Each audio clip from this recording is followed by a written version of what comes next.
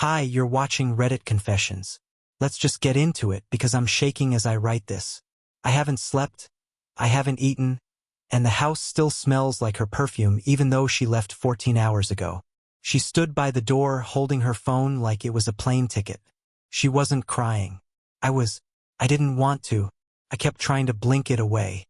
She didn't look at me. She looked through me, like I was the hallway she had to walk past to get where she wanted to be. She whispered into the phone, "Yeah, he's starting again." Then, with a little laugh that still makes my chest hurt, she added, Let him cry." I was supposed to be upstairs. I wasn't. So I stepped out of the kitchen, still holding the dumb little photo album I had pulled from the cabinet. Our anniversary was in 3 days.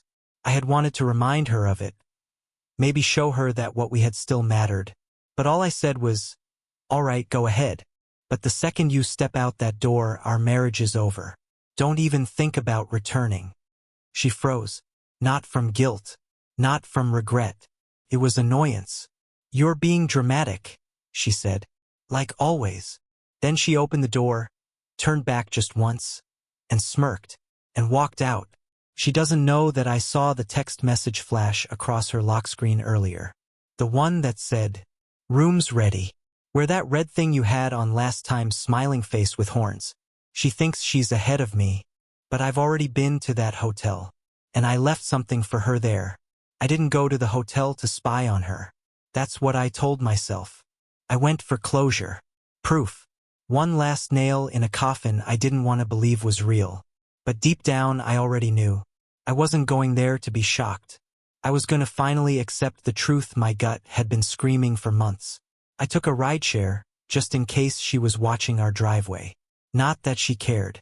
But I didn't want to take chances. The place was 20 minutes from our house. A cheap-looking place from the outside.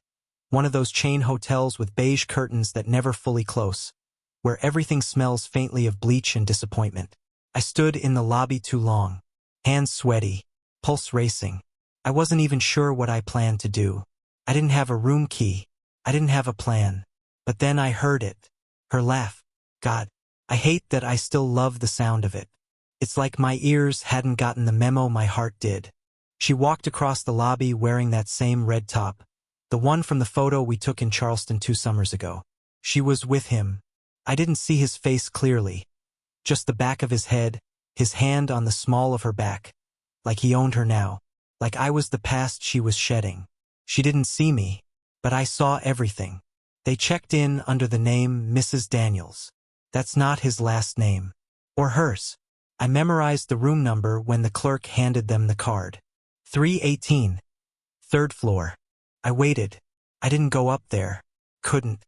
I just sat in the stairwell like some ghost in my own story, gripping the envelope I brought with shaking hands. Inside it was a printed screenshot of her texts. The one about the red outfit. Another one that said, "He's too emotional to even suspect. He still thinks I'm journaling." Face with tears of joy, I slid it under the door of 318. I didn't ring the bell. I didn't need drama. But I did leave a note. Said, "You already left me. This is just confirmation. Goodbye, Lillian." Then I walked out of the hotel into the night air. And I swear, I could feel something break loose in my chest. Something final. But the story wasn't over. Because when I got home, she'd already changed the password to our joint bank account. And that's when I realized this wasn't just betrayal. It was a setup. When I got home that night, the house felt colder. Not just because she wasn't there, but because something had shifted in the air. I remember standing in the kitchen, staring at the coffee machine like it owed me an explanation. That's when I decided to check our finances, not because I suspected anything, but because I needed to feel some kind of control. Something to grab onto that hadn't already been ripped away. I sat down with my laptop and logged into our joint bank account. Only, it didn't let me in. Wrong password. I tried again. Then again. By the 4th attempt, I got locked out. My palms were sweating. Not out of panic. Not yet. I just thought maybe she'd changed it by accident. Maybe she was trying to protect herself while we cooled off. She always talked about boundaries lately, as if a password on a shared account was the same as emotional healing. But the truth came fast and hard the next morning. I called the bank. The voice on the line, too calm, too rehearsed, told me the account password was updated yesterday afternoon. Then they said something that made my blood run cold. There's also been a withdrawal. $14,200 transferred to an external checking account ending in 0456. I know that number. It's the same account I saw on her tax forms last year. One she kept open for freelance money, she said. I never thought to question it. Turns out, while I was standing in a stairwell outside room 318 like a fool, she was already moving our money into her private vault. She'd been planning this longer than I realized. I opened our safe. The passports were gone. The emergency cash we'd set aside, gone too. Then I checked the hallway closet. One of her suitcases, the big blue one, was missing. This wasn't a fight. This was an exit strategy. I sat down on the floor and just stared at the baseboards like they might tell me what I missed. The clues were always there. The sudden love for solo retreats. The weird phone calls she'd take in the garage. The night she told me she felt trapped by routine. It wasn't the routine. It was me. But she underestimated one thing. I still had access to her email. And the last message she sent before walking out? It included flight confirmation for 2. I wasn't expecting to find anything new. Honestly, I was just clicking through her inbox out of spite, like some pathetic reflex. But it turns out, Lillian never logged out of her personal Gmail on our shared iMac. The one in the den she never used anymore. She probably assumed I'd never look. Maybe she forgot. Or maybe she just didn't care anymore. I opened her email and searched for the word confirmation. And there it was. A flight itinerary. 2 one-way tickets to Santa Fe, New Mexico. Booked 3 weeks ago under her name. And one other. That name hit me like a punch to the chest. Elliot Bridger. I hadn't heard that name in over a year. Not since the day I drove him to the emergency room after he got into a wreck on the I-75. He was my friend. A close one. We met through an old job. We drank together, watched games, swapped stories about relationships. Lillian always said he was too intense. And I believed her. I thought she didn't like him. Turns out she didn't dislike him. She just wanted me to. The email had no context. Just the confirmation from the airline, the seat assignments, and a little note at the bottom. Pack light. You won't need much once we're there, winking face. My stomach dropped. I clicked back into the inbox and typed Elliot's name into the search bar. Dozens of messages popped up, mostly short, cryptic ones. Codes, nicknames, emojis. One thread was called Greenhouse Plans. But the contents weren't about plants. It was about me. One email said, "He'll fold the second you push. He doesn't have the spine to fight. Just keep smiling until the last wire hits." Another said, "Don't feel guilty. This was overdue. He's had his chance for years." I had to stop reading. My hands were shaking so badly I could barely keep the mouse steady. I sat there in my quiet house, realizing my wife and my old friend had been mapping out my replacement like it was a casual road trip. They were going to start over with my money, my trust, and not even a backward glance. Could have screamed. I could have smashed the monitor. Instead, I did something worse. I hit print all. And then I opened my calendar and found something very interesting about the day she's flying out. The day she flies out. The date circled in her digital calendar with a stupid little heart emoji happens to fall on a day I've been quietly dreading myself. The final meeting with my late father's estate attorney. A meeting she didn't know I rescheduled. A meeting where I was set to officially inherit the last of what he left behind. Something she's been curious about ever since he passed. But I never gave her access. Something about the way she asked always felt off. Now I knew why. She was waiting for that money. She just didn't plan to wait with me. And that's when it clicked. She wasn't just taking what we already had. She was trying to time her escape to my next deposit. Money I hadn't even seen yet. She didn't want closure. She wanted a payday and a clean exit. But what she didn't know was that 3 weeks ago, right around the time she booked those tickets with Elliot, I quietly changed the name of the beneficiary on the trust account. I didn't even mean to do it as a precaution.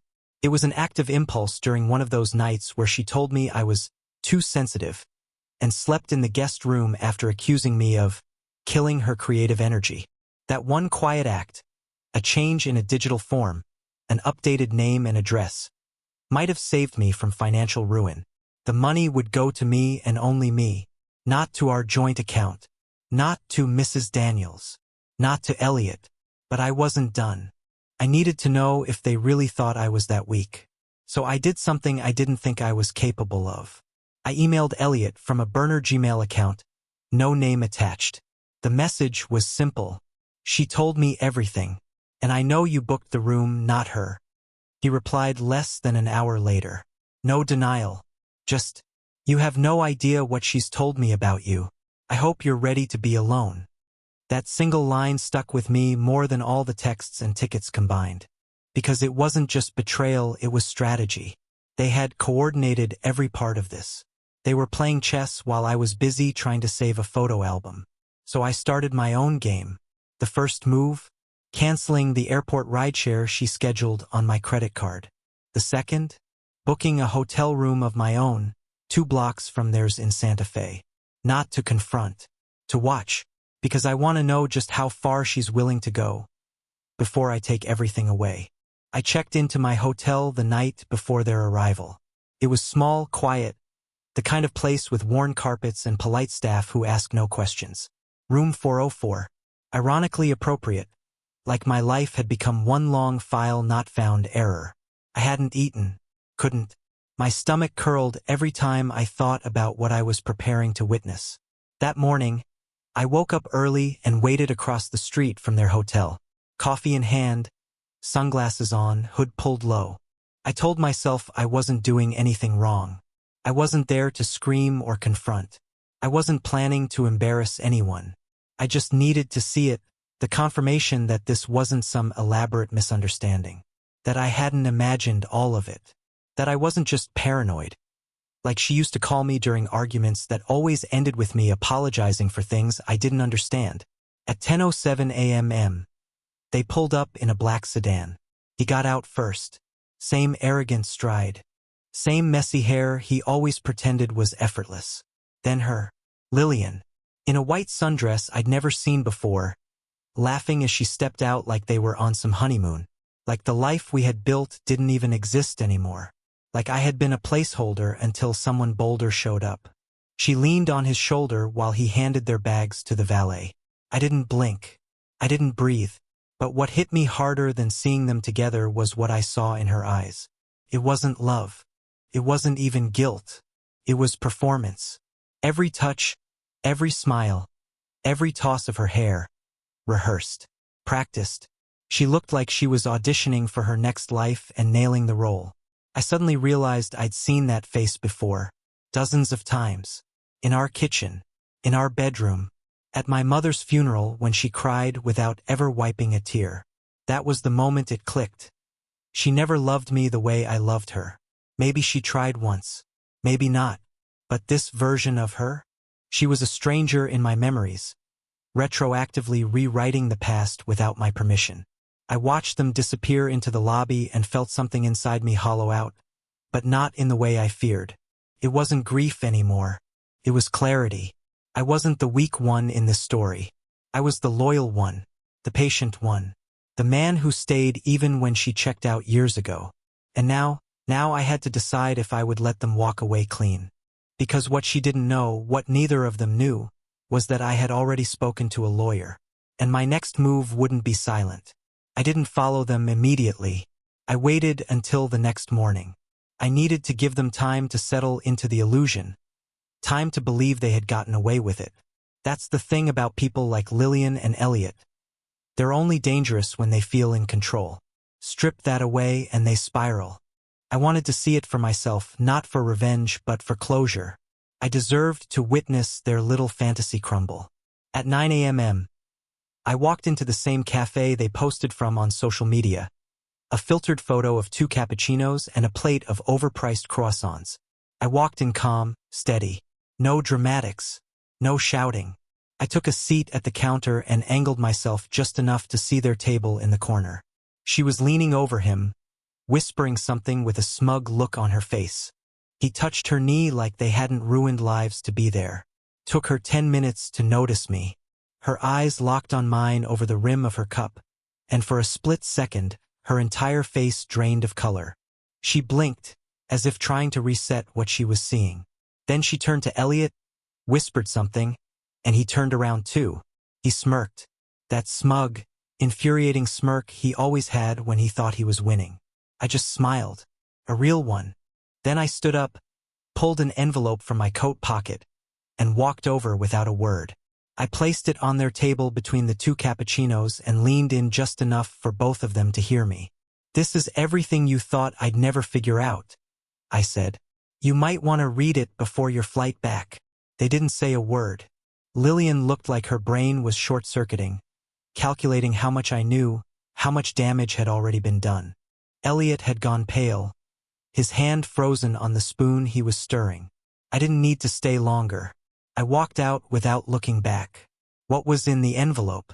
Copies of the emails, her texts, bank transfer records, and most importantly, documentation that the trust fund money was now legally mine alone, already moved into a separate account under my name, with legal protections she couldn't touch. Later that evening, I received a voicemail from her. It was shaky, full of the kind of panic you can't fake. "Colby, we didn't mean to hurt you like this. Can we please talk? It's not what you think." But it was. It was exactly what I thought. And now she knew I wasn't the fool she thought she married. Lillian came home 3 days later. I didn't wait around to hear what she had to say. By then, I had already packed what I needed and left the keys on the counter. The house was quiet, exactly how she said she liked it when I was too much. I left her a note. Not dramatic, not bitter, just a sentence. "You left me long before I ever told you to walk out that door." What I didn't expect was the second note I left, the one she never got to read. I slid it into the photo album she never once opened in the last 3 years. It said, "If you ever wonder why I stopped fighting for us, flip back to page 12. That smile wasn't real anymore. I just hadn't noticed yet. I didn't hear from her for a while after that. Just a few scattered texts. Some guilt-laced rambling voicemails about being confused and how Elliot wasn't what she expected. But it didn't matter anymore. Not to me. I wasn't angry. Not really. I was done. I moved in with my cousin for a bit. Started walking more. Sleeping better. Eating real food again, not just stress snacks and gas station coffee. I even picked up my old sketchbook, the one I hadn't touched since before she started disappearing on weekends. Funny how grief clears space for things you forgot you loved. One morning, while sipping coffee on a quiet porch, I realized something wild. I didn't miss her. I missed who I thought she was. But now I finally knew I wasn't broken. I was just with someone who didn't know how to love me. If you're reading this and you've been made to feel like you're too emotional or too much, trust me, you're not. You're just with someone who only knows how to take. Let them go. Walk through the pain. On the other side of it, you might just find yourself again. Thanks for listening. And now I want to hear from you. What moment in this story shocked you the most? Was it the hidden bank transfer, the fake name at the hotel, or her final voicemail? Drop your thoughts in the comments below and let's talk about it. You're watching Reddit Confessions. See you in the next one.